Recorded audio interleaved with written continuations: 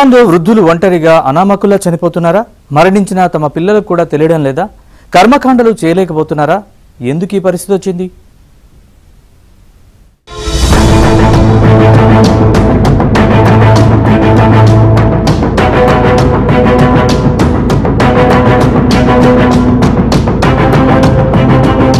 జపాన్లో 2024 ప్రథమార్థంలో దాదాపు 40,000 మంది ప్రజలు తమ ఇళ్లలో ఒంటరిగా మరణించారు.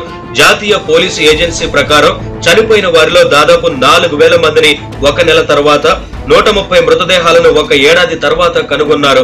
ఐక్యరాజ్య సమితి ప్రకారం జపాన్లో ప్రస్తుతం ప్రపంచంలోనే అత్యధిక వృద్ధులు ఉన్నారు.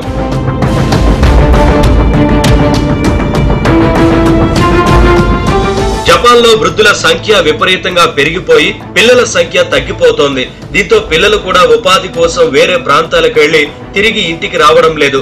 తల్లిదండ్రులు చనిపోయినా వారికి తెలియడం లేదు. ఇంట్లో ఒంటరిగా చనిపోయిన వారిలో 40% మందిని ఒక రోజులోనే కనుగొన్న మిగతా వారి పరిస్థితి దారుణం. అసలు కర్మకాండలు నిర్వహించడం గగనంగా మారింది. ఇరుగు పొరుగు పోలీసులకు చెప్తేనే ఒక మనిషి చనిపోయారని తెలుస్తోంది.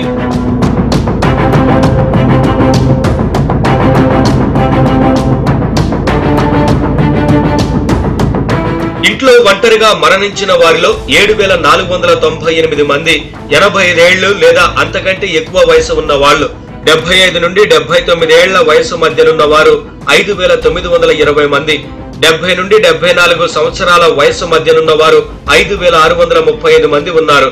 ఈ సంవత్సరం ప్రారంభంలో జపాన్లోని national institute of population and social security research 2050 నాటికి ఒంటరిగా నివసిస్తున్న వృద్ధుల సంఖ్య 1,08,00,000కు చేరుతుందని అంచనా వేసింది. అదే సమయానికి ఏక వ్యక్తి కుటుంబాల సంఖ్య 2.33 కోట్లకు చేరుతుందని తెలిపింది. జపాన్ జనాభానే 12.5 కోట్లు. అందులో 2.33 కోట్ల కుటుంబాలు ఏక వ్యక్తి కుటుంబాలంటే జపాన్ లో ఒంటరితనం ఎంతగా ఉందో అర్థం చేసుకోవచ్చు. వృద్ధులైతే ఈసురోమని బతుకుతున్నారు.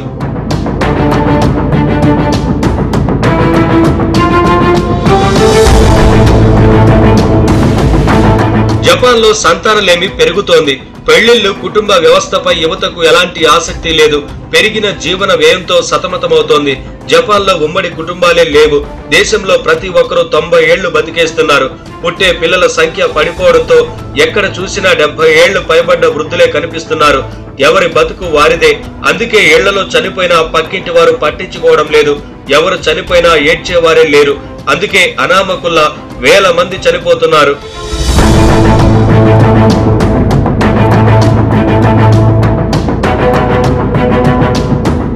జనాభా పెంచాలని చంద్రబాబు నాయుడు ఊరికే చెప్పలేదు. 25 ఏళ్ల భవిష్యత్తును ముందుగానే ఊహించి చెప్తున్నారు.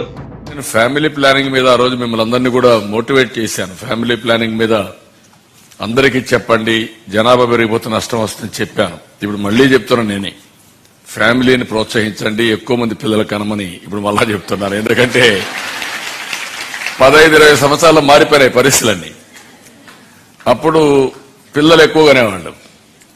ఇప్పుడు డబ్బులు వచ్చిన తర్వాత పిల్లలు వద్దనుకుంటున్నారు. మరీ చదువుకున్న పిల్లలైతే అసలు పెళ్లిళ్లే వద్దనుకుంటున్నారు. స్వార్థం పెరిగిపోతా ఉంది. మన తల్లిదండ్రులు కూడా అదే మార్గం అనుకుంటే మనం పుట్టే పరిస్థితి లేదు. కానీ ఇప్పుడు ప్రవర్తనలో మార్పులు వస్తున్నాయి. ఒకవేళ పెళ్లి చేసుకున్న పిల్లలు వద్దనుకుంటున్నారు. ముందుగానే కండిషన్లు పెడుతున్నారు. మనకిద్దరికి పిల్లలు వద్దనుకుంటే నేను పెళ్లి చేసుకుంటాను. జపాన్ లో భవిష్యత్తులో పనిచేయగలిగే వారి సంఖ్య బాగా పడిపోతోంది. ఎందుకంటే జనాభాలో 30% మంది 65 ఏళ్లు దాటిన వారే. 2040 నాటికి ఇది 35% పెరుగుతుంది. పిల్లల్ని కనాలని ప్రభుత్వాలు ప్రోత్సాహకాలిస్తున్నా యూత్ మాత్రం పద్ధతి మార్చుకోవడం లేదు. దక్షిణ కొరియాలోను జననాల సంఖ్య గణనీయంగా పడిపోయింది. దీంతో చాలా దేశాల్లో జనాభా పెరుగుదల లేకపోవడం ప్రధాన సమస్యగా మారింది.